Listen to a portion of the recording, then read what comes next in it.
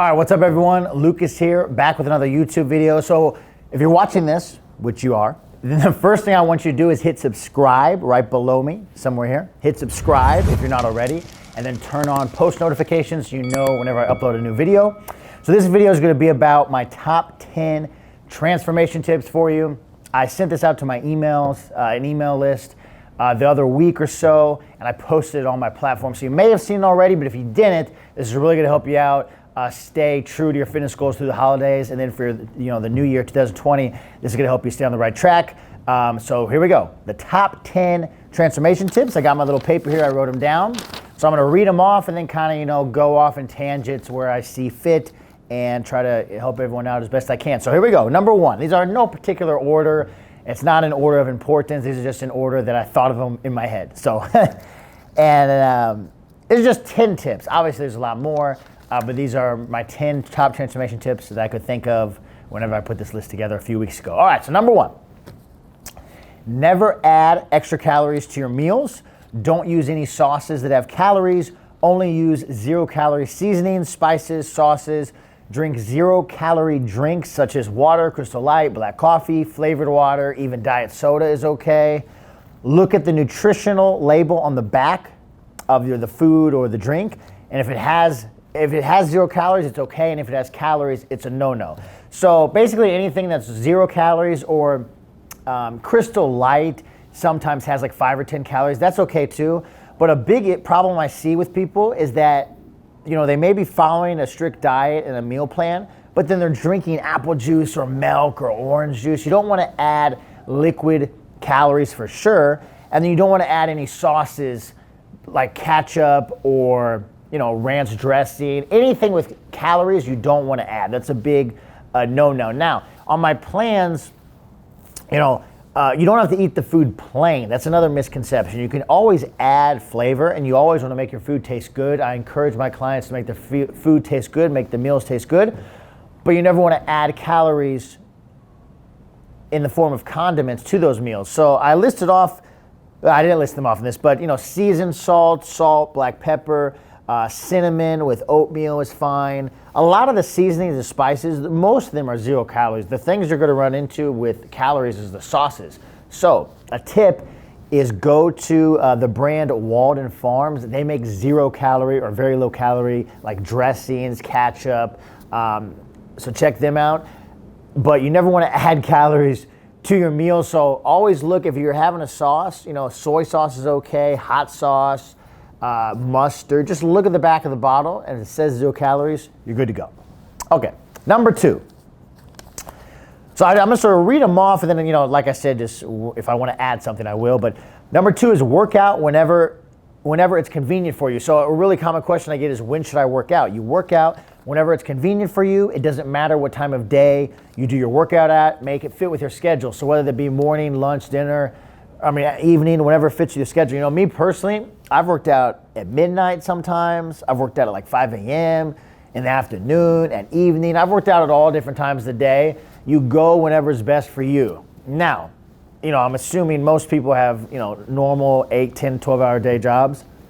Now, I will say if you have, if you work for yourself or have the freedom to make your own schedule, my ideal schedule, and this is not what I do right now because I'm on a schedule that, my workout partner, we have to line up. So I'm not even doing my ideal schedule right now. But my ideal schedule would be to do cardio first thing in the morning before meal 1, and then weight train 6 to 8 hours later at like 2 or 3 in the afternoon. So if you have the freedom, if you, live the life where you do whatever you want, can do whatever you want in your time, that's probably my ideal schedule. But once again, you just train whenever you can. Everyone's got busy lives, and you always want to make your job, your career, how you make money and support yourself way above your workout. So you just got to fit your workout in whenever you can. So I hope that helps out. A lot of people are confused. You just work out whenever you can get it in during your day. Now, this is a good lead-in. You can work out anytime, but your cardio is best done first thing in the morning before meal 1 or immediately post-workout. So if you only go to the gym, if you only go into the gym once a day and you're doing weights and cardio in the same workout, do your cardio post-workout. So once again, the best times to do your cardio is first thing in the morning fasted before meal one or immediately post-workout. You never want to do your cardio before weights. If you have to do your cardio in the evening by itself, it's okay. But the best time to do it is first thing in the morning or immediately post-workout. Now I put a little caveat, whatever that word is. If you do your weights and cardio in one session, you always do your cardio immediately post-workout. So, if you're training in the morning, you're having your workout in the morning, have a meal and do your cardio post-workout. Hope that made sense. It's very confusing for a lot of people. All right, here's another, it goes with the cardio and lifting. Never do cardio right before lifting. You need to have energy for your weight training session, and you will burn more body fat if you do cardio post-workout. So I could ramble on this one. So once again, you always want to do your cardio first thing in the morning fasted or immediately post-workout. If you're doing your weights and cardio in one session, do your cardio post-workout. You never want to do cardio before your workout, and I'll explain. First of all, you want to have the most energy for your weight training session and when you're actually training, not for the cardio. The cardio, you're going to get it done. You want your energy and fuel to move heavy weights, do a lot of repetitions for your weight training session.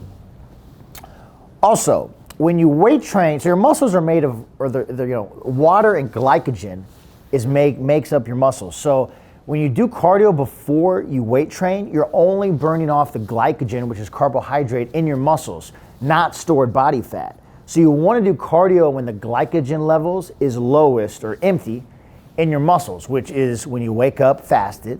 All fasted means is you're not eating in the middle of the night. That's all fasted means. You're not doing anything special. You just go to bed, you wake up. You don't eat Snickers in the middle of the night. You know what I'm saying? So it's nothing special you need to do. When you do fasted cardio, you just sleep, you wake up, you pound water, you go to the gym, do cardio.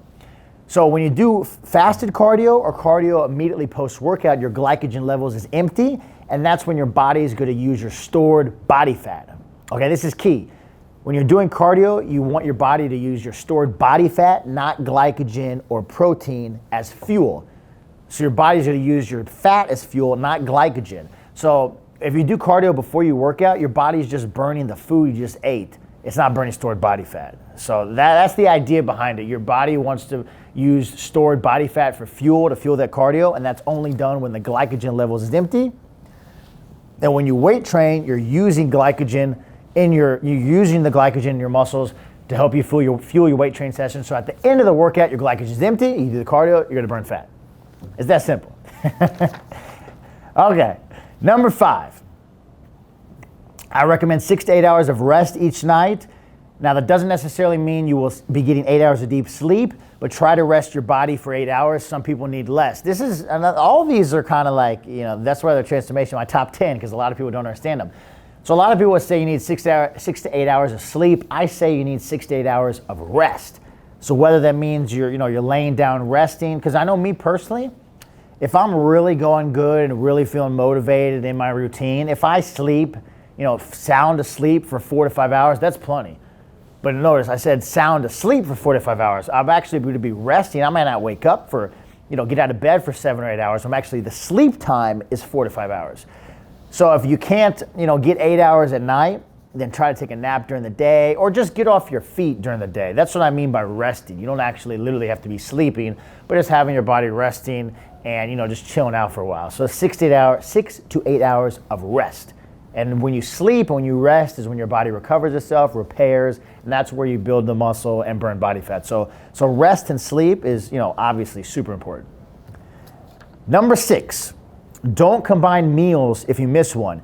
That's too much food to digest at once. Simply go on to your next meal and you will lose a meal that day. That's okay. So this one, a lot of people are busy with work or, obviously with their just everyday life. And if you miss a meal, you don't want to double it up on the next meal because that's just too much for your digestive system. It's not how the body works. You can't double it up.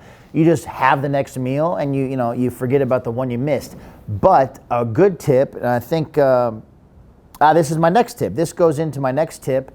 If you can't finish all the meals or, say it's the meal before bed and you're not really hungry, there's 3 options I give my clients. Well, kind of 4 options. So you can always cut the portions in half and just get the meal in. You can always replace any meal with a 1-Up, of course, 1-Up Nutrition. Lakota, put my coat. with a whey protein shake or a protein bar. But I wouldn't do more than 1 protein bar a day. But a protein shake, you can have 2, 3, you can have a couple a day. So you can cut the portion of the meals in half, replace any meal with a protein shake or protein bar. But number 4 is always try, and this is my tip here, if you can't finish all your food, make sure to get the protein portion in. Protein is the most important macronutrient in regards to improving your body composition, gaining muscle, losing body fat. So say the meal is like chicken, potato, and almonds. So your potato, this is just an example. Potato and almonds would be, potato your carb, almonds your fat, and chicken your protein. So if you can't finish that whole meal, make sure you get the chicken in, the protein portion in. That's what I mean by that. That's the most important for your body, not only like body is just normal functions, but obviously if you're building a physique and looking your best, the protein is always the most important. So I always recommend trying to get the protein portion in, and if you can't finish the rest, that's okay. Your metabolism will eventually increase and you'll start getting hungrier throughout the day. But everyone's different on my plan. Some people will start out and it'll be a lot of food or it won't be enough. It depends on what you ate like before you started with me. But yeah, the most important part is to get the protein portion in. And then if you really can't finish the meals, like I said, cut the protein portions or cut the portions in half or replace it with a protein shake or protein bar. Let's see, where are we at? We're number 8. And number 8 kind of coincides with number 1, which is never add extra calories to your meal. Cook your meats, or anything you're cooking for that matter, with Pam spray, not olive oil. Olive oil is a great source of healthy fats, but you don't want to add calories to your meal unless it's a spray, 0-calorie olive oil spray. But the idea is, when you cook what's the word I'm looking for? Skillet. When you cook on a skillet, in a pan in a skillet, you always want to use the Pam spray, or like I said, if it's a 0-calorie olive oil spray. But use the spray, and like it's with number 1, you never want to add calories to the meal. So just look at the back of the spray bottle and make sure it says 0 calories. So I would never get an olive oil, the glass thing and pour the olive oil unless olive oil is on that meal. Does that make sense? So unless olive oil is listed for that meal, you never want to add olive oil like that. You always want to cook with Pam, or if you're cooking egg whites or something, you really don't even have to use anything to cook with. But obviously, it helps keep the pan nice and it's not going to get super dirty. But yeah, when you cook, never cook in olive oil or any oils for that matter that have calories, which is everyone. So like I said, make sure you're just using the spray and look at the nutrition label. Make sure it says 0 calories. Number 9. Oh man, the last 2 are good ones. Number 9. There is no set time you have to stop eating. Wake up and eat every 2.5 to 3 hours. Now, having said that, I wouldn't recommend a huge meal before bed, but if your last meal is at 10 p.m. and you go to bed at 11, that's fine. You don't have to stop eating at a certain time. So the reason for that is people think if you eat after 7 or something, your body responds differently. I mean, what if you're training at night? You always should eat post-workout. How I recommend on my plans is you wake up, you start eating, or you do cardio, depending on what your specific plan is. But you wake up, you have your meal 1, and then every 2.5 to 3.5 hours, you have another meal. So if you're eating every 2.5 to 3.5 hours and the last meal is like at 9:30, that's just where it falls. So you just eat it at 9:30. Now, having said that, like I said here, I wouldn't do a huge meal before bed because you do need, if you eat a huge meal before bed, the blood in your body is going to go to your stomach to help digest your food instead of going to your muscles and other body parts to help recovery. So when you're sleeping, you don't want the blood in your stomach. You want it to your muscles and delivering nutrients to your muscles. So that's why I wouldn't recommend a huge meal before bed. And also, I wouldn't, there's no set time you have to stop eating, but I wouldn't eat and then go to bed right after. Maybe like 30 minutes or something. But a lot of people get so consumed with, is it a certain time you have to stop? It's 8 p.m. at night. I can't eat anything. That's not how it works. You still need to eat throughout the day to provide your body with a steady flow of nutrients. Now, don't eat right before bed, but just eat whenever, maybe your last meal should be 30 minutes or something before bed. But just because it's late at night, you keep eating. And even if it's carbohydrate too, because a lot of people will train at night, but you need that post-workout carbohydrate or, whatever your given plan is. So don't freak out about eating at night. That's how you, build muscle and lose body fat. Provide your body with a steady flow of nutrients throughout the day. Lastly is supplements Are supplements required in your plan? Well, the tip I wrote down is if you have the budget, take the supplements listed in your plan. They will speed up your progress. Remember though, the most important part to having a great transformation is to follow your diet and workouts exactly. So how I like to give the supplements, so with my plans I include a supplement guide, which means which supplements to take according to your fitness goal and how to take them. And my little supplement example was if you have two people, the exact same body type, exact same, everything, one's taking supplements, one's not. The person who's taking supplements is going to see results quicker than the person who's not, but long term, you'll both have similar results as long as you're following your diet and workout. And to take the supplements according to your budget or with your budget, because in my plans, I'll have a list of supplements and then I star the most important ones. Usually it's 3 or 4. So obviously if you have, any little bit of money extra, you would get those, the ones that are most important. Some people say, oh, it's a lot of supplements, I have to take them all. No, you don't have to take any, but if you had a budget and were to take a sum, you would take the ones that are most important, multivitamin, whey protein, etc. It's listed in your plan. So that's how the supplements work. You take it with your budget, but always remember the most important. When I was 16, 17, 18, I took a multivitamin actually forever, but I wasn't taking a lot of supplements. It's all food, all training, all cardio, all hard work in the gym. The supplements are just icing on the cake. So once again, if you have the budget, you add the supplements, but if you don't, you just worry about the diet, cardio, training, knock down those 3 and recovery, knock down those 4, and add the supplements in whenever your budget allows, or you never have to add them in if you don't want to. All right, that was my top 10 transformation tips. Give me some feedback, let me know what you think. Thanks for watching. Peace.